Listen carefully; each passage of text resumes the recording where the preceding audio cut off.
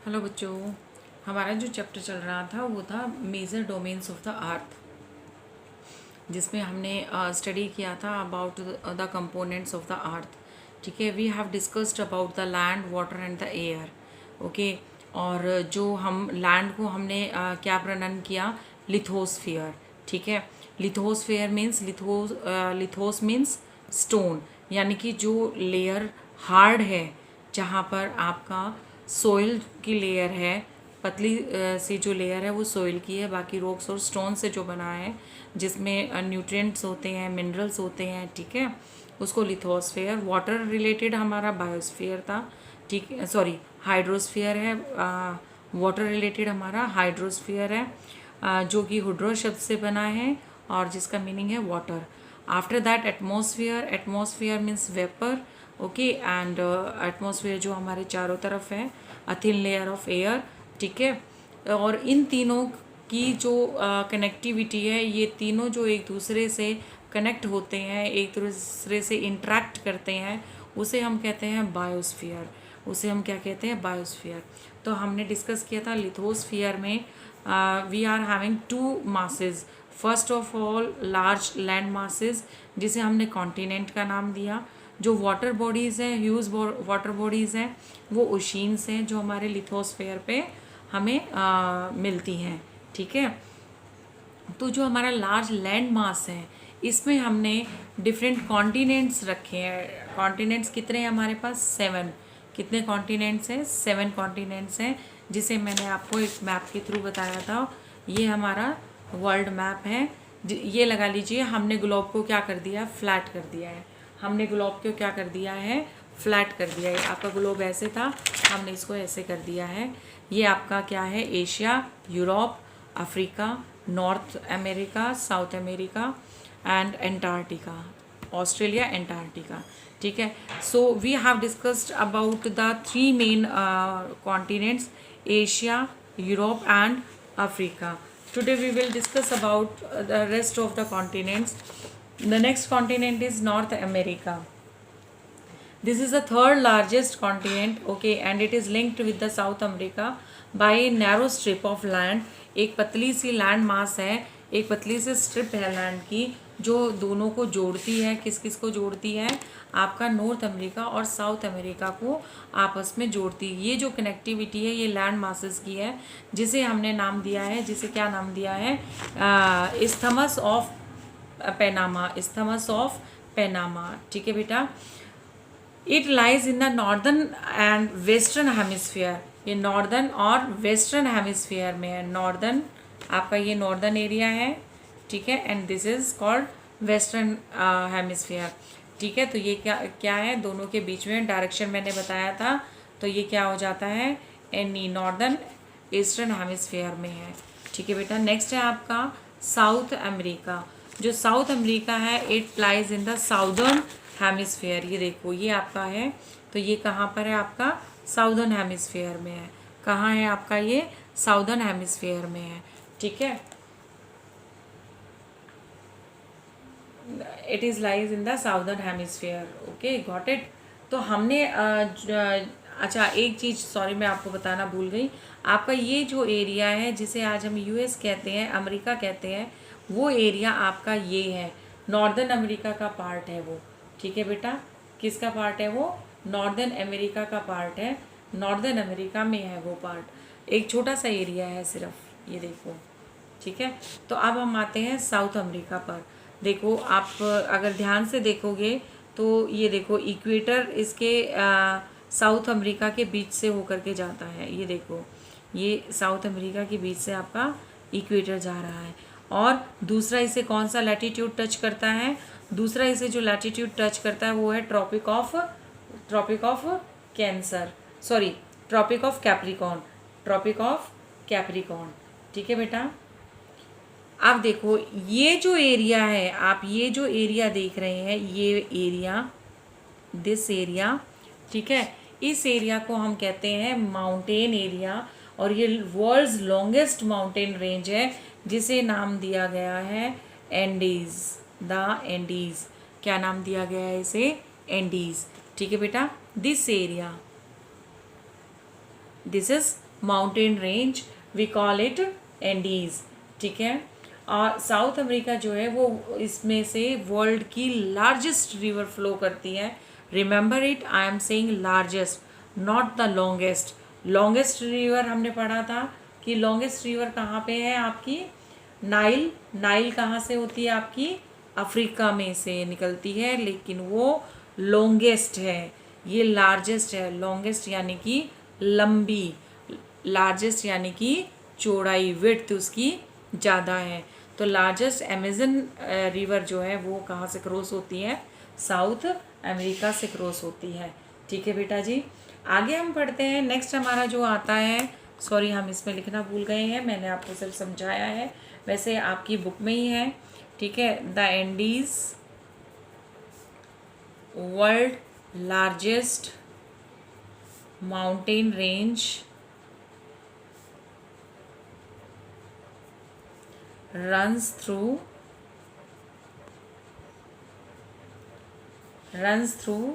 its length from north to, हमने देखा था ना अभी, नॉर्थ टू साउथ है, सॉरी नॉर्थ टू साउथ देखा था ना हमने, ठीक है। ये यहाँ से और यहाँ, ठीक है बेटा, हाँ जी। और कौन सी रिवर इसमें से फ्लो करती है, लार्जेस्ट रिवर कौन सी है, which one, South America, I am writing short form, okay. Has the world's largest river the Amazon, ठीक है बेटा जी। ये आपका हो गया साउथ अमेरिका। सिक्स्थ जो आपका आता है, सिक्स्थ हम लेते हैं ऑस्ट्रेलिया। सिक्स्थ क्या है आपका, ऑस्ट्रेलिया। ऑस्ट्रेलिया एक बहुत ही छोटा सा आइलैंड है, ठीक है, जो बहुत ही स्मॉलेस्ट कॉन्टिनेंट हम इसको कहते हैं, और ये साउदर्न हेमिस्फीयर में, totally it lies in southern hemisphere, this is, ठीक है। ये कहाँ पर है आपका, साउदर्न हेमिस्फीयर में है। और ये तीन सारी तरफ से, चारों तरफ से ये किससे भरा हुआ है, ओशियन से। ये देखो, ये पैसिफिक ओशियन है, ये इंडियन ओशियंस है, ये आपका इधर अंटार्कटिका आ गया, ठीक है। ये सारा किससे भरा हुआ है, पूरी तरीके से ये ओशियन से भरा हुआ है, ठीक है। इसीलिए इसको क्या कहा जाता है, island continent, island continent, okay बेटा। जो नेक्स्ट है आपका वो है Antarctica. Antarctica completely in the southern hemisphere, ये देखो ये साउदर्न हेमिस्फीयर में है, ठीक है। ये साउथ पोल जो है वो कहाँ पर है आपका, इसी के सेंटर में है।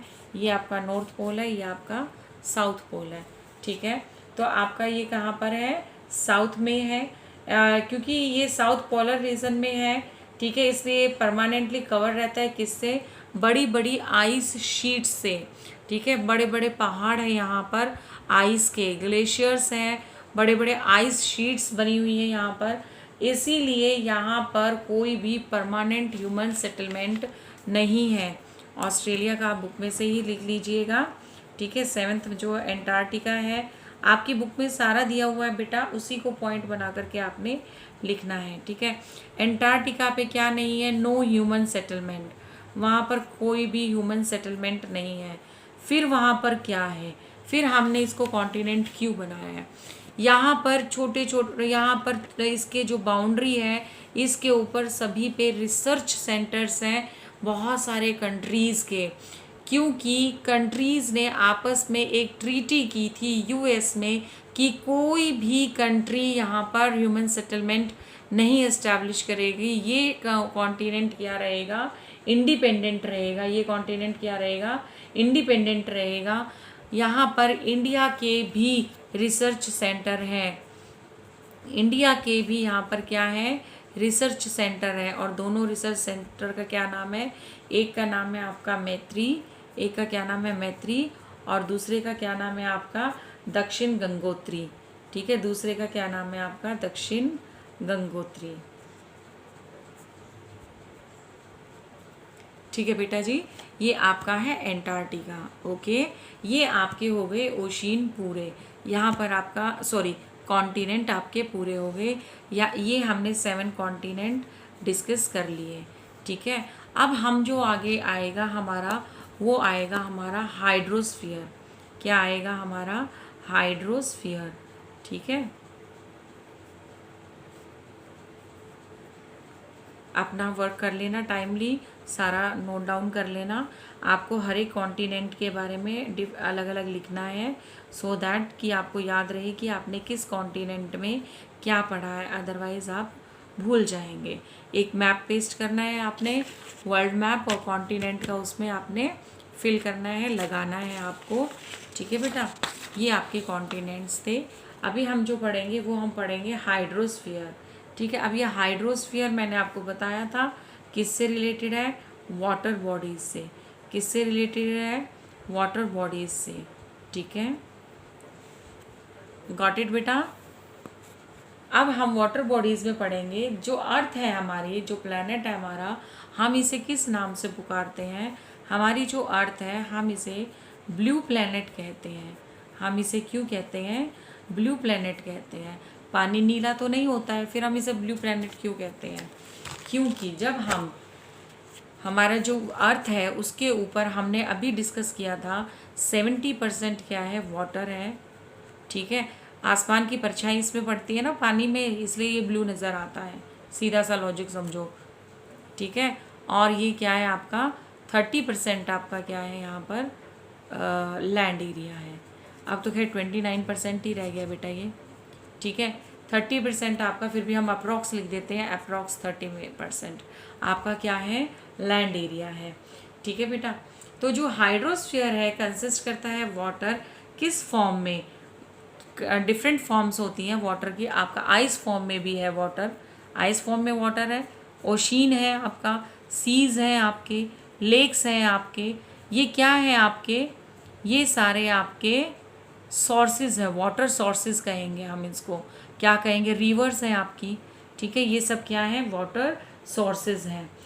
जब रनिंग वाटर ओशिन, जब रनिंग में वाटर होता है, सभी रिवर्स का वाटर कहाँ जा कर के मिलता है? ओशिन्स में जा कर के मिलता है। कहाँ गिरती है सारी नदियाँ हमारी? सारी नदियाँ हमारी इसमें ओशिन्स में जा कर के गिरती हैं, सीज में जा कर के मिल जाती हैं। ठीक है, as running water in oceans and rivers and in lakes, ice in glaciers, underground water and water vapor in atmosphere all comprise the hydrosphere। ये सभी चीज़ें क्या बनाती हैं? हाइड्रोस्फीयर बनाती हैं। ठीक है, 97% जो अर्थ है, अर्थ का जो वाटर है वो क्या है बेटा? वो ओशीन में है। और ओशीन का वाटर क्या होता है? सॉल्टी। ओशीन का वाटर कैसा होता है? सॉल्टी, जो ड्रिंकेबल नहीं होता, जिसे ड्रिंक नहीं किया जा सकता, पिया नहीं जा सकता। ठीक है, सॉल्टी होने के कारण। और एक बहुत बड़ा पोर्शन जो है पानी का वो आइस शीट्स में है और ग्लेशियर्स में है, अंडर द ग्राउंड वाटर है। लेकिन जो अब हमारा ग्राउंड वाटर है वो क्या होता जा रहा है? कम होता जा रहा है। वो क्या होता जा रहा है?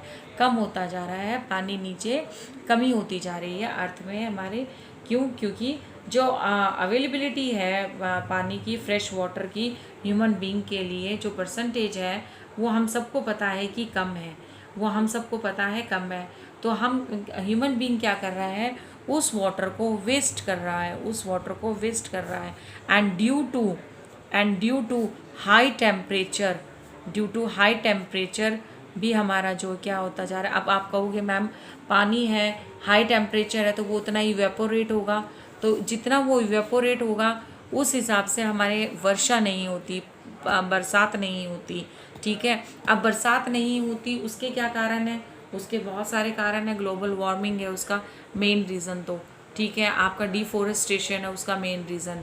ठीक है बेटा, क्योंकि हमारी अर्थ पर क्या है? परसेंटेज ऑफ वाटर ज़्यादा है, that's why we called it blue planet, that's why we call it blue planet. लेकिन अब जो हम फेस कर रहे हैं वो क्या फेस कर रहे हैं? Shortage of water. मैंने आपको बहुत बार एग्जांपल भी दिया है, जैसे राजस्थान है आपका, वहाँ पर शॉर्टेज ऑफ वाटर है। वहाँ पर लोग बाहर से पानी लेके आते हैं, दूर दूर से पानी लेके आते हैं। हम लोग डिफरेंट स्टेट से वहाँ पर पानी की ट्रेन्स चलाते हैं स्पेशली। ठीक है, सो दैट कि वहाँ पे जो रहने वाले लोग हैं दे कैन सर्वाइव, ठीक है। मतलब they can not face any problem, नहीं कर सकते, because the government is doing so much effort for their shortage of water. जो उनके यहाँ पानी की कमी है, उनकी पानी की कमी को दूर करने के लिए बहुत सारे जो है क्या करती है गवर्नमेंट, स्टेप्स लेती है, ठीक है बेटा जी। ये आपका था हाइड्रोस्फीयर। अब हाइड्रोस्फीयर में हम पढ़ेंगे ओशियंस। मोस्टली क्या होता है बेटा, जो ओशियंस होते हैं, हमने पहले क्या होते थे, हम 7 ही कॉन्टिनेंट काउंट किए जाते थे और 7 ही आपके ओशियन काउंट किए जाते थे। लेकिन अब हमने ओशियंस को सिर्फ 4 पार्ट्स में डिवाइड किया है। अब 4 पार्ट्स में कैसे है और 7 पार्ट में कैसे था मैम? देखो, हम लोग क्या बोलते थे, जैसे आपका पैसिफिक ओशियन है, ठीक है, हमने पैसिफिक ओशियन को वेस्ट पैसिफिक ओशियन बना दिया, ठीक है, ईस्ट पैसिफिक ओशियन बना दिया। अटलांटिक ओशियन को हमने नॉर्थ अटलांटिक ओशियन बना दिया, नॉर्थ ईस्ट अटलांटिक ओशियन बना दिया। इस तरह से ये हमने किस में पार्ट्स में डिवाइड किए थे पुराने टाइम में, ठीक है। हिस्ट्री में अगर हम पढ़ते हैं या कहीं और पढ़ते हैं तो पुराने टाइम में हमने इनको, कई बुक्स में भी आप मिलेंगे 7 मिलेंगे, बट अगर हम देखें ध्यान से तो ये 7 नहीं है, दीज आर ओनली 4। क्या है आपका? आर्टिक है, आपका आर्कटिक है, सेकेंड अटलांटिक है, थर्ड आपका पैसिफिक ओशियन है और फोर्थ आपका इंडियन ओशियन है। ये 4 ही ओशियन है आपके, ठीक है। ओशियन वाटर हमेशा मूविंग रहता है। अब इन सभी में जो है 3 चीफ मूवमेंट्स होते हैं, वो कौन कौन से होते हैं? एक होती है आपकी वेव्स। ओशियन में क्या होते हैं मूवमेंट्स, कैसे होते हैं 3 मूवमेंट? एक होता है आपका वेव्स।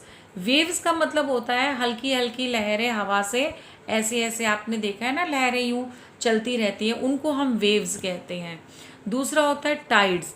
टाइड्स 2 तरह की होती है बेटा, हाई टाइड होती हैं और लो टाइड होती हैं। हाई टाइड होती हैं और लो टाइड होती हैं, ठीक है। टाइड का मतलब होता है ऊंची लहरें उठना, ठीक है। ये लहरें तो क्या है, ये आपकी जिगजैग पोजीशन में ऐसे चलती रहती है, हवा के साथ साथ ऐसे चलती रहती है। लेकिन जो ये टाइड्स आती है, ये क्या होती है, ऊंची ऊंची लहरें उठती हैं और कई बार क्या होता है, इन टाइड्स से क्या हो जाता है, आपके सुनामी जैसी भी नेचुरल हजार्डियस थिंग्स क्रिएट हो जाती हैं, ठीक है बेटा। और थर्ड होता है आपका ओशियन करंट्स। थर्ड क्या होता है आपका? Ocean currents. इन तीनों चीज़ों को डिटेल में आप 7th में पढ़ोगे। कुछ बच्चों को प्रॉब्लम होती है, मैडम ये करंट क्या होता है, क्या पानी में करंट लगता है? यस बेटा, नेचुरल पानी में करंट तो होता है, ठीक है ना। पानी में करंट होता है तभी हम क्या बनाते हैं, हाइड्रो इलेक्ट्रिसिटी क्रिएट करते हैं, ठीक है बेटा। तो जो वेव्स होती हैं, जो हाई टाइड्स होती हैं, जब वो बहुत तेज़ी से आती हैं, ठीक है ना, तो उसमें क्या होता है, करंट जो है वो प्रोड्यूस होता है, ठीक है। कई बार होता है ना कि आपने कई बार न्यूज़ में भी सुना होगा कि जो सीज एरिया हैं वहाँ पर अलर्ट अनाउंस कर देते हैं कि अब हाई टाइड्स आ रही है तो करंट बनने की पॉसिबिलिटी रहती है। Last year I think news में था कि गोवा में 3 से 4 फ्रेंड्स जो है वो घूमने गए थे और सीज करंट के कारण से उनका जो है वहीं पे डेथ हो गई थी। लेकिन वहाँ पर गवर्नमेंट के अथॉरिटीज़ होती है वहाँ पर आप लोगों को इंटीमेट करने के लिए, to give information to you कि अब हमें समुद्र के पास नहीं जाना चाहिए। हाई टाइड्स आने की पूरी जो है पॉसिबिलिटी है और वहाँ पे अलर्ट के लिए मैसेज देने के लिए वहाँ पर लोग रहते हैं, जो ऑथराइज्ड लोग हैं वो वहाँ पर रहते हैं। इसलिए हमें उनकी जितनी भी इंफॉर्मेशन वो हमसे शेयर करते हैं उस समय हमें उन पे ध्यान देना चाहिए, सो दैट कि कोई भी इंसिडेंट ना हो सके, ठीक है बेटा। जो अब हम पढ़ेंगे हमारे, अच्छा अब मैंने आपको ओशियंस बता दिए, ठीक है। पैसिफिक ओशियन जो है वो लार्जेस्ट ओशियन है। ये देखो आपका पैसिफिक ओशियन, देखो अगर हम इसको, मैंने अभी बताया था आपको, अगर हम इसको ऐसे फोल्ड कर देते हैं तो पैसिफिक ओशियन क्या है आपका? सबसे बड़ा है। पैसिफिक ओशियन आपका सबसे बड़ा है। It is spread over 1/3 of the earth, ठीक है। मैराइन ट्रंच मैंने आपको बताया था, जब हम डेप्थ नापते हैं अर्थ को, मेजरमेंट करते हैं अर्थ का डेप्थ, वो हमने पैसिफिक ओशियन में मैराइन ट्रंच में किया था, ठीक है। वहाँ पर इसकी कितनी आई थी डेप्थ? 11,022 मीटर। 11,022 मीटर इसकी डेप्थ थी, पैसिफिक ओशियन में है वो, पैसिफिक ओशन किस मोशन में है, किस शेप में है, सर्कुलर शेप में है। आपने ग्लोब देखा है, ग्लोब सर्कुलर शेप में है। जब आप ग्लोब पे देखेंगे तो आपको पैसिफिक ओशन कैसा नज़र आएगा, राउंड में नज़र आएगा, सर्कुलर शेप में नज़र आएगा। ठीक है, Asia, Australia, north south America इसमें कॉन्टिनेंट है। ठीक है, एशिया है, कौन कौन बताया मैंने, एशिया, ऑस्ट्रेलिया, ये देखो ये भी पैसिफिक ओशन में है। आप इधर आ जाइए, नॉर्थ अमेरिका भी इधर ही है और साउथ अमेरिका भी आपका पैसिफिक ओशन में ही है।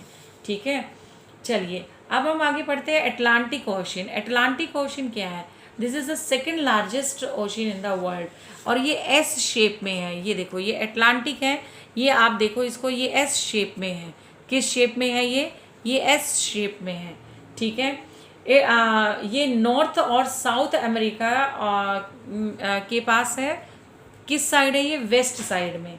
ठीक है, coast line of Atlantic Ocean is highly, क्या है ये, इंडेंटेड।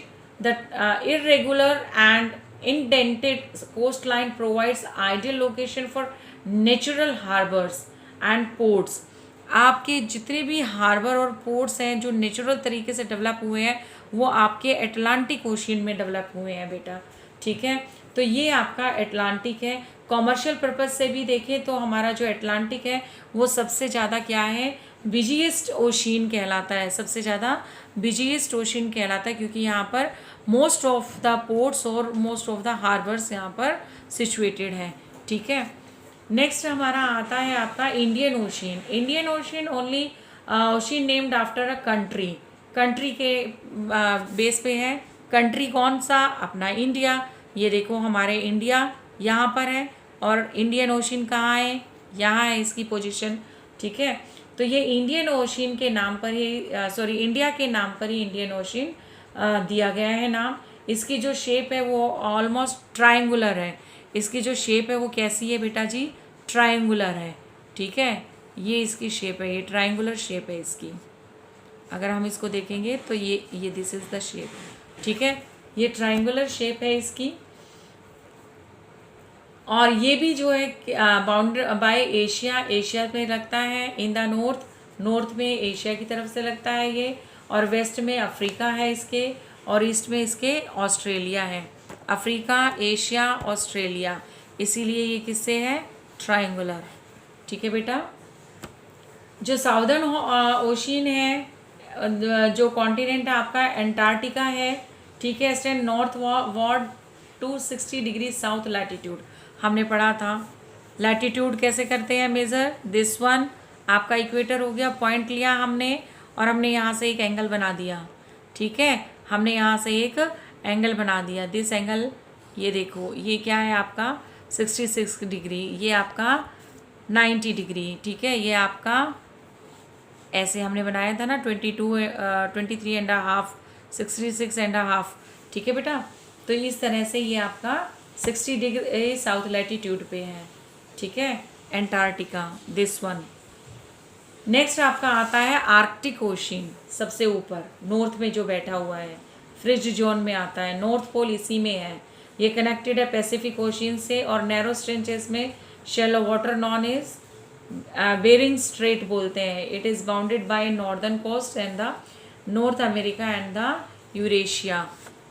ये दोनों यूरेशिया आपका, ये दिस वन यूरेशिया आपका। ठीक है, ये किससे बाउंड है, नॉर्थ अमेरिका इससे बाउंड है। ठीक है बेटा, तो इस तरह से ये आपके क्या है, ओशिन्स हैं। ये हमने सारा ओशिन्स का पोर्शन यहीं पे ओवर किया। ठीक है, आपको आई होप समझ में आ गया होगा। फिर भी अगर नहीं समझ में आता है तो doesn't matter, we will discuss it again okay in next class. Next one is atmosphere. Beta, you all are aware about the atmosphere. This is the layer of gases. Atmosphere. This is the layer of gases. हमारे जो environment है, हमारा जो atmosphere है, उसमें क्या है, बहुत सारी gases हैं। ठीक है, gases है तभी हम लोग जिंदा हैं, क्योंकि इसमें जो मेन एक गैस है आपकी ऑक्सीजन, मेन तो नहीं है इसमें आपको पता होगा कितने % कौन सी गैस है, सबसे ज़्यादा आपकी नाइट्रोजन है। ठीक है ना, आप बुक में भी चेक कर लेना। नाइट्रोजन सबसे ज़्यादा है आपका, आई थिंक नाइट्रोजन जो है इसमें वो 78% है, ठीक है। और ऑक्सीजन इसका में 21% है, और अदर गैसेस है, मीथेन है इसमें, ठीक है, एंड कार्बन डाइऑक्साइड है इसमें, ठीक है। इस तरह से डिफरेंट इसमें क्या है, गैसेस हैं, और उन्हीं गैसेस से ये क्या बना है, हमारा एटमॉस्फेयर बना है। हम इसे एक थिन ब्लैंकेट ऑफ एयर भी कहते हैं। क्या कहते हैं हम इसे? थिन ब्लैंकेट ऑफ एयर भी कहते हैं। ये क्या करती है, हमें जो एयर है जिसमें हम सांस लेते हैं और जो हमें बचाती है, किससे बचाती है? Sun rays. Sun rays, sun rays से हमारी जो है ये क्या करती है, हमें प्रोटेक्शन देती है, क्योंकि जो हार्मफुल इफ़ेक्ट होते हैं उनको ये क्या करती है, रोकती है, ठीक है। तो ये जो लेयर है अर्थ सरफेस पे, these layer starting from earth surface, ठीक है, आर कॉल्ड द ट्रोपोस्फियर। इसमें भी अलग अलग लेयर्स होती हैं, एटमॉस्फेयर में भी, ठीक है। ट्रोपोस्फियर होती है आपकी स्ट्राटोस्फियर होती है, ठीक है, अलग अलग है। ये आप 7th क्लास में क्लियर पढ़ोगे, ठीक है, क्योंकि अभी इसमें भी शॉर्ट फॉर्म में ही दिया है। स्ट्राटोस्फियर है, ट्रोपोस्फियर है, एंड थर्ड वन इज मिजोस्फियर, ठीक है। आप पढ़ोगे कि एरोप्लेन कहाँ पर कौन सी उसमें जाता है, कौन से स्फीयर में जाता है, ठीक है। हम सांस कहाँ तक ले सकते हैं, कौन सी लेयर तक हमारे पास ऑक्सीजन रहती है। आप जब कभी आपने एरोप्लेन में अगर सफ़र किया होगा तो वहाँ पर ऑक्सीजन मास्क भी रखे रहते हैं, सो दैट कि अगर किसी को ब्रीदिंग की प्रॉब्लम है या किसी को अस्थमा की प्रॉब्लम है तो they can use that mask, okay. क्योंकि जैसे जैसे हम ऊपर चले जाएंगे, चलते चले जाएंगे, वैसे वैसे हमारा जो ऑक्सीजन लेवल है वो कम होता चला जाता है, ठीक है बेटा। और ऑक्सीजन तो सांस के लिए बहुत ज़्यादा ज़रूरी होती है, ठीक है। तो आपका एटमॉस्फेयर में आप ये चीज़ें पढ़ोगे। हमारी जो डेंसिटी है वो क्या होती जाएगी, एटमॉस्फेयर में अलग अलग होती है। जैसे जैसे हाइट पे पहुंचते जाओगे वैसे वैसे कम होती जाएगी। जैसे माउंटेन पे जब हम जाते हैं, माउंटेन एरिया में जब ऊपर पहाड़ी पर चढ़ते हैं तो वहाँ पर भी ऑक्सीजन सिलेंडर लेके जाते हैं जितने भी क्लाइंबर हैं। क्यों? क्योंकि वहाँ पर भी ऑक्सीजन आपका कम होता है। जब आप अर्थ से ये देखो, जब आप सी लेवल से ऊंचा हाइट पे जाओगे, आपका माउंट एवरेस्ट पे जिन्होंने चढ़ाई की थी, तो आप ये देखो 8,848 मीटर हाइट थी माउंट एवरेस्ट की, थी नहीं है।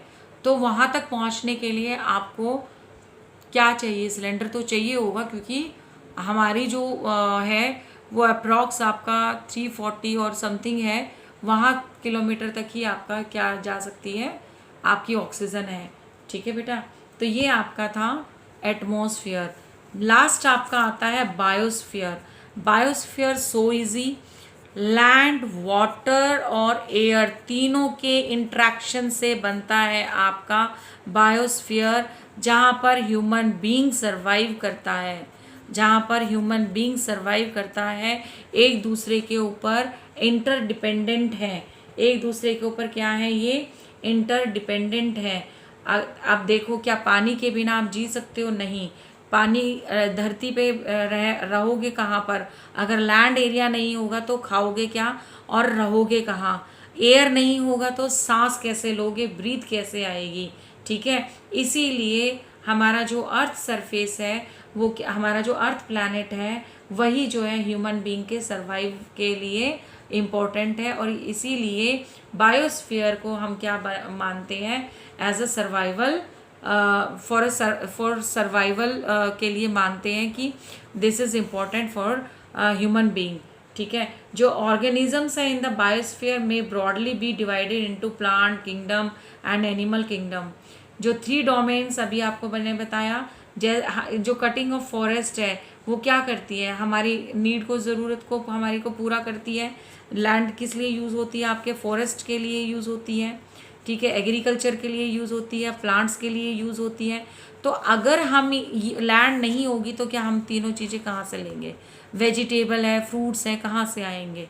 नहीं आएंगे, ठीक है। अगर वाटर नहीं होगा तो हम लोग सर्वाइव कैसे करेंगे? मर जाएंगे बिना पानी के। 1 दिन रह लोगे, 2 दिन रह लोगे, लाइफ एग्जिस्ट ही नहीं कर पाओगे आप लोग अर्थ पे without water. In the same way आप एयर के बिना नहीं रह पाओगे, आप सांस कैसे लोगे, ऑक्सीजन नहीं होगा तो, ठीक है, ऑक्सीजन होगा तभी तो आप सांस ले पाओगे। प्लांट्स क्या करते हैं, कार्बन डाइऑक्साइड छोड़ते हैं, लेते हैं? ये आपका क्वेश्चन है, बताना मुझे कि ऑक्सीजन, प्लांट्स से हमें ऑक्सीजन मिलती है या कार्बन डाइऑक्साइड, और ह्यूमन बीइंग क्या लेता है, ऑक्सीजन लेता है या कार्बन डाइऑक्साइड?